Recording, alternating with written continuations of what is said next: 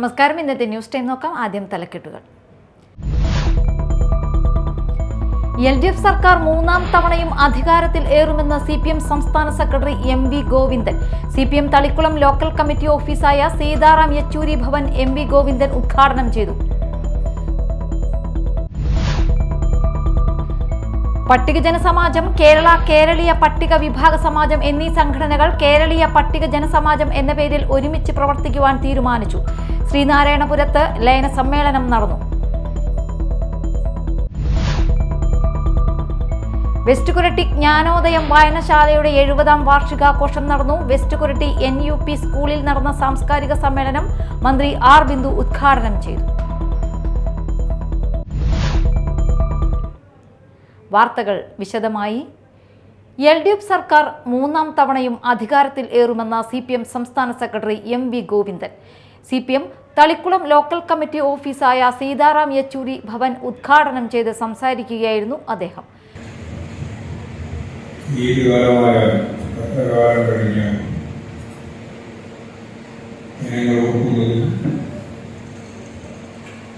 അവരെ മനസ്സിലാണ് ജീവിതത്തിലും സ്നേഹിക്കുന്ന വ്യക്തിസാക്ഷികൾക്കുള്ള കാരണം ചൂണ്ടിക്കാട്ടുന്നതുപോലെ മരണമില്ലാത്ത വ്യക്തിസാക്ഷികൾ എല്ലാ വിഭവ പ്രവർത്തനത്തിനും സുഗന്ധ നക്ഷത്രങ്ങളായി നമ്മുടെ വഴികാട്ടികളായി ഊർജ സ്രോതസ്സുകളായി എല്ലാ കാലത്തും നമ്മെ നയിച്ചുകൊണ്ടിരിക്കുന്നത് ഏതൊരു വിധമായി ആവേശത്തിന്റെ മാത്രമാണ്.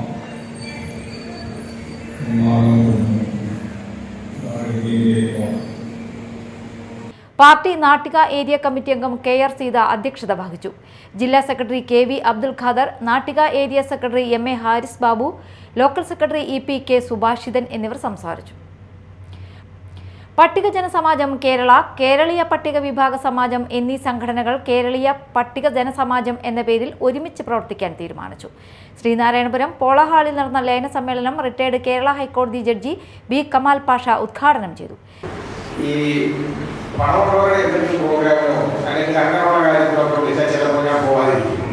പക്ഷെ നിങ്ങളെ വിളിച്ചാലേ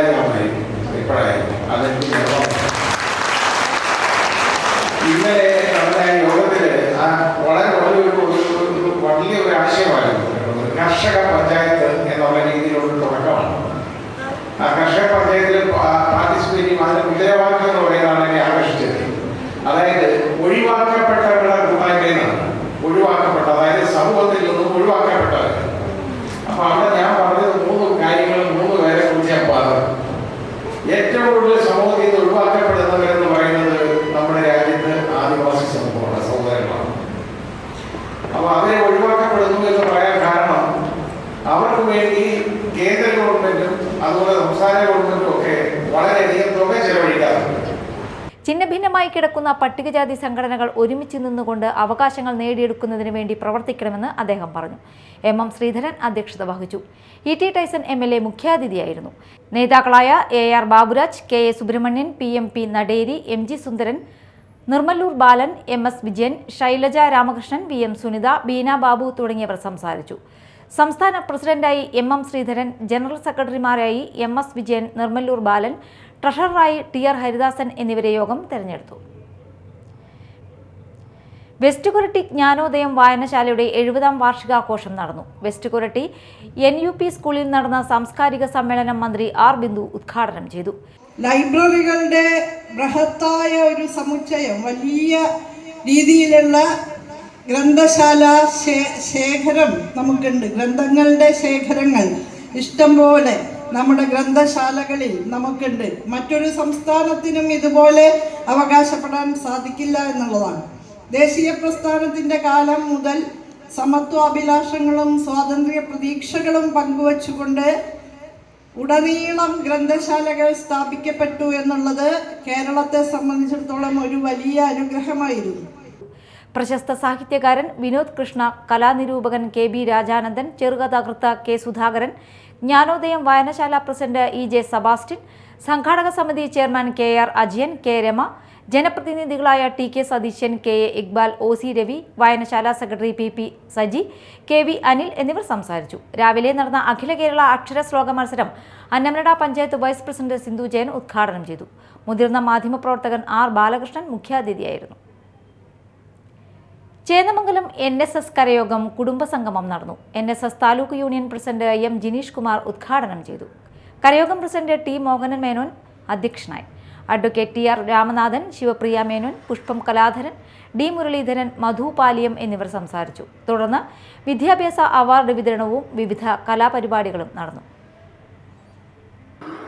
എന്നാൽ അക്കാലത്ത് കിട്ടിയിരുന്ന കയ്യെഴുത്തുകൊണ്ട് തൻ്റെ ഉള്ളിലുള്ള ആ ഇച്ഛാശക്തിയെ അല്ലെങ്കിൽ ആ വായനയോടുള്ള ലഹരിയെ ആവാഹിച്ചുകൊണ്ട് അദ്ദേഹം ഓരോ പടവുകൾ ചവിട്ടിക്കയറുകയാണ് ഉണ്ടായത്. തൻ്റെ മകനെ ഏറ്റവും നല്ല രീതിയിലേക്ക് കൈപിടിച്ചുയർത്തുന്നതിനുള്ള ആ ഒരു ഇച്ഛാശക്തി നമ്മുടെ അമ്മമാർക്ക് ഉണ്ടോ എന്നുള്ളത് വളരെ ഗൗരവപൂർവ്വം ഇത്തരത്തിലുള്ള സമ്മേളനങ്ങളിൽ ചർച്ച ചെയ്യപ്പെടണം.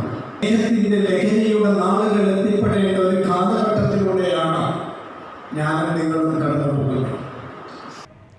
കൂടൽമാണിക്യം ഉത്സവത്തിന്റെ ഭാഗമായി ആർദ്രം പാലിയേറ്റീവ് കെയർ സെന്ററിന്റെ നേതൃത്വത്തിൽ സംഭാര വിതരണം ആരംഭിച്ചു. തെക്കേ നടയിലെ ഓഫീസിന് മുന്നിൽ ആരംഭിച്ച സംഭാര വിതരണത്തിന്റെ ഉദ്ഘാടനം കഥകളി ആചാര്യനും 2025 മാണിക്യശ്രീ പുരസ്കാര ജേതാവുമായ രാഘവനാശാൻ നിർവഹിച്ചു. ചടങ്ങിൽ ആർദ്രം പാലിയേറ്റീവ് കെയർ സെന്ററിന്റെ ഭാരവാഹികളും നിരവധി ഭക്തജനങ്ങളും പങ്കെടുത്തു.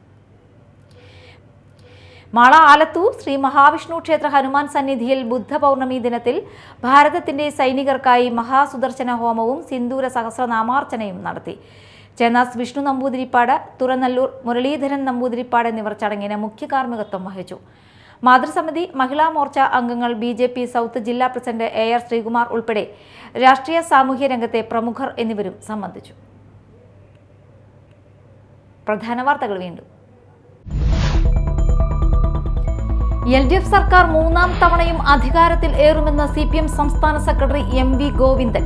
CPM തളിക്കുളം ലോക്കൽ കമ്മിറ്റി ഓഫീസായ സീതാറാം യെച്ചൂരി ഭവൻ MV ഗോവിന്ദൻ ഉദ്ഘാടനം ചെയ്തു.